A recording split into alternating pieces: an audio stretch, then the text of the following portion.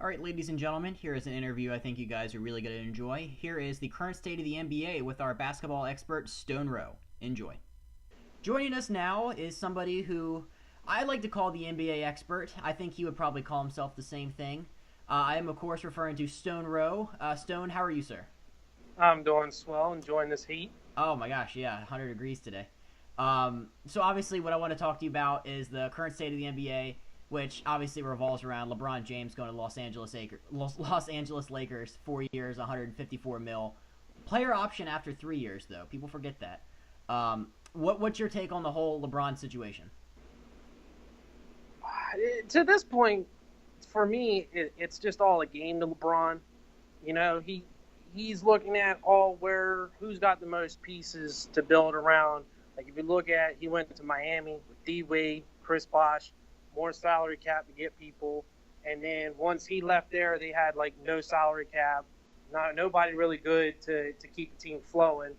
Um, and then went to Cleveland, who had Kyrie Irving, and then also had Tristan Thompson, and they had just drafted Andrew Wiggins, and they had Anthony Bennett, their first round pick the year before, to trade away to get an all-star level player, Kevin Love. And then now he's in LA with a young core of Kuzma, Hart, Ingram. Ingram, and Ball. And then now you got veterans just flocking there, McGee, Rondo, Stevenson, which that's pretty funny to sit there and see Lance Stevenson with LeBron. Yes. But I mean, and eventually it's like the same thing's going to happen. The young talent's going to get pushed out. Aging veterans are going to come in to try and compete with the Warriors and the Rockets. And then once LeBron's done with them, Lakers aren't going to be nothing again. I'm curious to get your take. The Lakers, they won 35 games last year, so LeBron's not walking into a situation with already like pre-established like great talent. He's going in there with a lot of young guys, the Balls, the Ingrams, and what have you. Do you think his mindset is not more winning championships, or do you think he's just trying to go out there and be a media mogul and just if he wins one, it's whatever? I mean, it could be a little bit of both. I mean, we don't know what Magic is whispering in his ear, like how much say he will have, which I think that's where Cleveland failed at. They spent too much trying to please LeBron James, and LeBron James thought that he could make the decisions, which were obviously the wrong decisions. It's just that he played in a terrible East Yeah. Conference. Um, so I mean, yeah, he could be trying to develop these young guys into something good, or he could just be wanting to play in the bright lights of LA, which is the most historic NBA team in history. So Yeah, I think I agree with you there. Paul George, he signed with re-signed with the Thunder obviously before LeBron made his decision, but you have to think that LeBron had some kind of contact with him about teaming up. But obviously he turned him down to go back to the Thunder. Why do you think he went back to the Thunder instead of going home to LA? He's from Palmdale. What do you think about that one? well, for me, I heard that Russell Westbrook, their friendship kind of factored into it. Like Russell Westbrook even threw him a party in celebration of him re-signing with the Thunders. And you know, it's one thing to be sitting there wanting to try and form super teams and join the bandwagon. It's like, oh, this guy went there, so I'm gonna go there. So I like that he stayed committed to the Thunders instead of trying to like at the end of the day, he wants to be at least the star of the team or, very close, even neck. He knows if he joins LA, if it's him or LeBron, it's all LeBron. And if the Lakers would have ever had to pick either one or the other, it would be LeBron. Whereas now Thunders, they showed a lot more commitment to Paul George and everything else. So I believe that played a huge factor.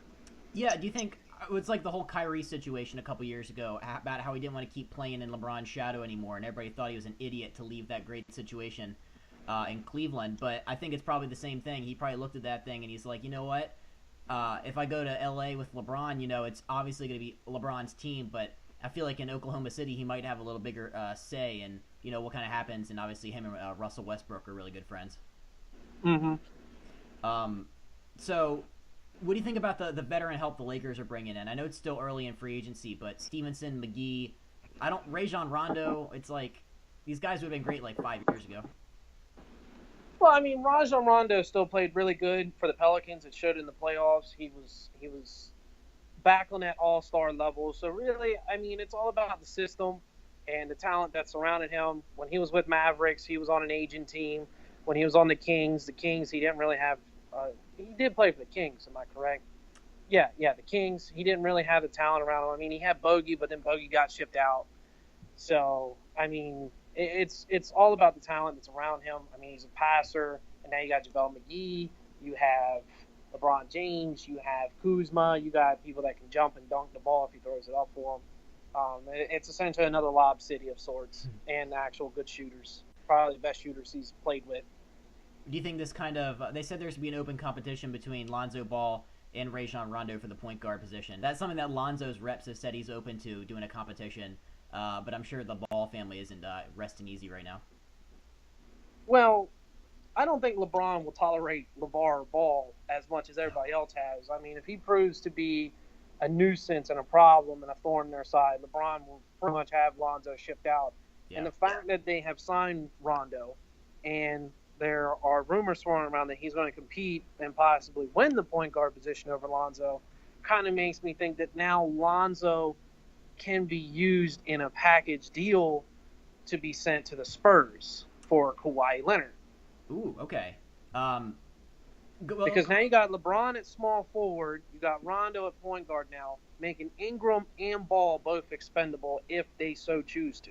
And if you're thinking Lonzo Ball or Kawhi Leonard, obviously you're going to want Kawhi Leonard, who is the best defensive player in the NBA and a great scorer at that. Can't argue with that one. I want to switch gears and talk just a little bit of Wizards really quick. Report came out that they can't do a sign and trade for Boogie Cousins. That it's just not going to work with the salary cap. I also saw another quote that says that they're fully prepared to roll with Jan Mahimi as starting center. What's your take? Well, I mean, really, they could pull off a sign and trade. It would just require them to come off of more than likely Otto Porter. Yeah. I believe he makes 24 million. So, I mean, they could, but Bogey's probably going to want somewhere around 30. So, I mean, they probably have to come off another bad contract, and the Pelicans just aren't going to want to take on two bad contracts for one player that isn't worth the contract and one player that is like a 50-50 hit or miss in Otto Porter. Is Boogie Cousins a restricted free agent or unrestricted? Do you know? Like, can he just sign anywhere, or does he have to get traded somewhere? No, I believe he is unrestricted. Okay, so why would they have to trade anything to the Pelicans, you think? It's easier on the salary cap. Like, the Wizards don't have the cap to sign him. But if they reached out to the Pelicans and said, hey, can you sign him? Or, with his agent and the Pelicans, can be like, look, we can do a sign and trade. We'll send you Otto Porter, and we'll send you so-and-so, free up our cap. You get a potentially good wing in Otto Porter. He'll probably fit your system with Anthony Davis and now Julius Randle, who just recently signed. And then you still got Drew Holiday. So, I mean, they would be a pretty well-rounded team. And I couldn't tell you who plays wing for the Pelicans right now. I have no idea. So, I mean, if I can't think of it, Otto Porter might just be an upgrade. But, I mean, like I said, Porter's a hit or miss. So. Yeah. Do you think this? Do you always hear the reports that they're always looking for backup point guards, even though they have Tomas Satoransky? Everything I've read, like the people that cover the team, that said that if they go out and sign like Ramon Sessions or Ty Lawson or somebody, that even though Satoransky played well, filling in for Wall, that he would just immediately get shipped back to third string point guard. What do you think about that? Well, I always saw Satoransky as more of a shooting guard. Like, I feel like he fits that void better, or fills that role better, adds more ball movement for that position. Because obviously Bradley Beal's more of a spot-up shooter. Yep. So as soon as he gets the ball, he's shooting it. So I see him better slotted there. And then you have Ty Lawson, then you have the both of them in the backcourt. But, I mean, now that you have Austin Rivers there as shooting guard, That to me makes it a tough call. I mean, there's no guarantee that Satoransky is committed to the Wizards, though, and that's been one of the things that they've talked about is, replacing him down the road as well. So I mean, the Wizards kind of been a little bit of a disappointment this summer. Ball even said that they had to make moves, and so far they have not made a damn move. They lost out on Nerlens Noel. He signed with the Thunders. Oh God. Okay. Yeah. 2-year deal with the second year being player option, which is really starting to be a popular thing in the NBA is the player option. Yeah, It's I mean every NBA superstar gets one.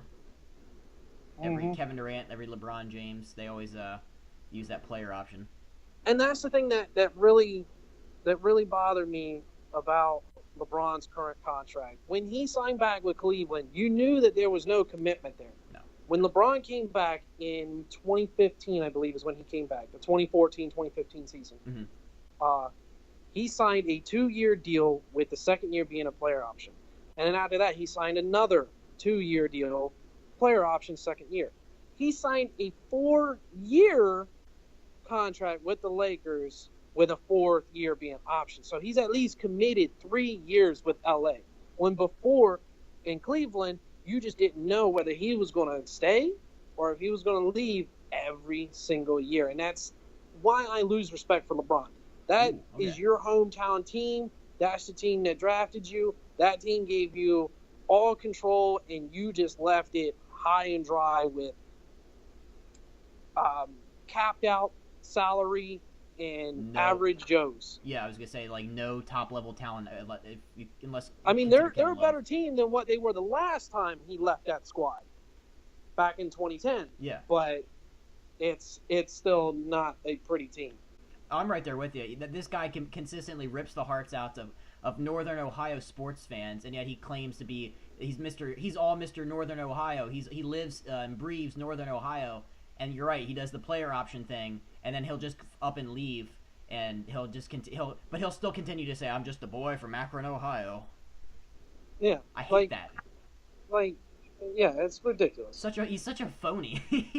He's like he really is. Preaches. I mean, his love don't get me wrong. LeBron James deserves credits where credit is due. Oh, he's best player. He is the best all-around NBA player of all time, but he just isn't the best. No, and I don't know what he's going to do out there in LA as far as being a mogul. I know I think he probably wants to do more acting and like just become like a media empire or whatever.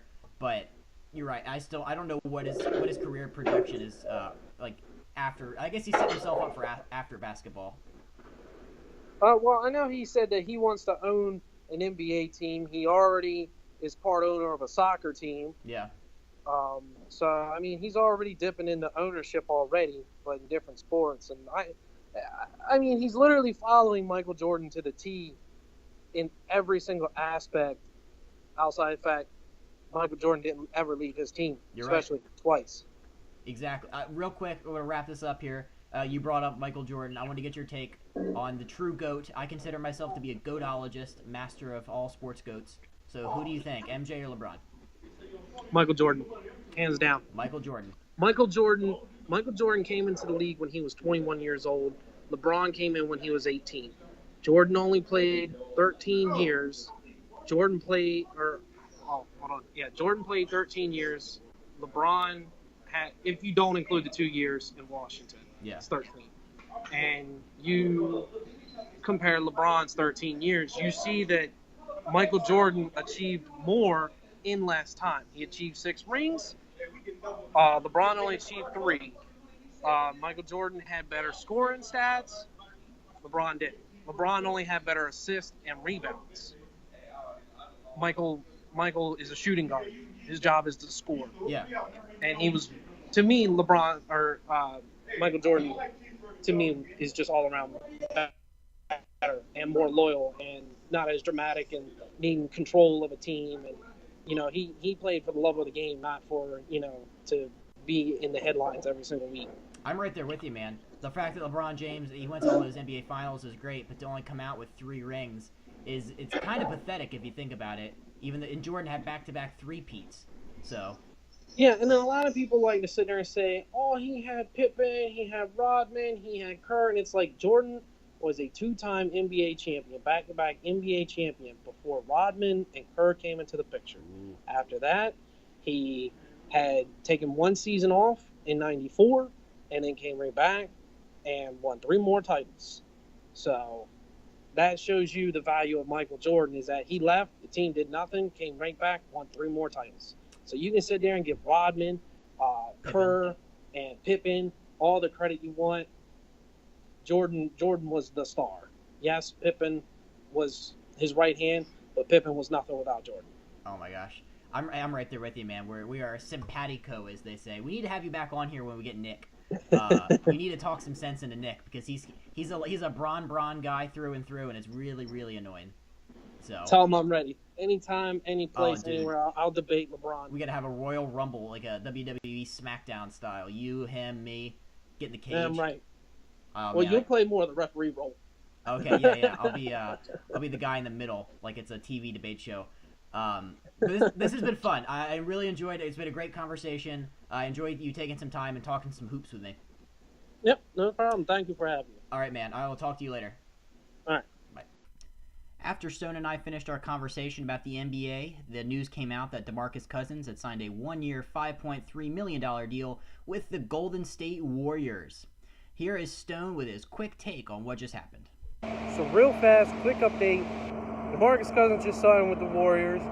Don't know how in the world the Warriors have the salary cap to sign him in the first place, yet alone why the NBA allows it. Because if I remember correctly, they stopped Chris Paul from going to the Lakers all those years ago because it would have made them too damn good.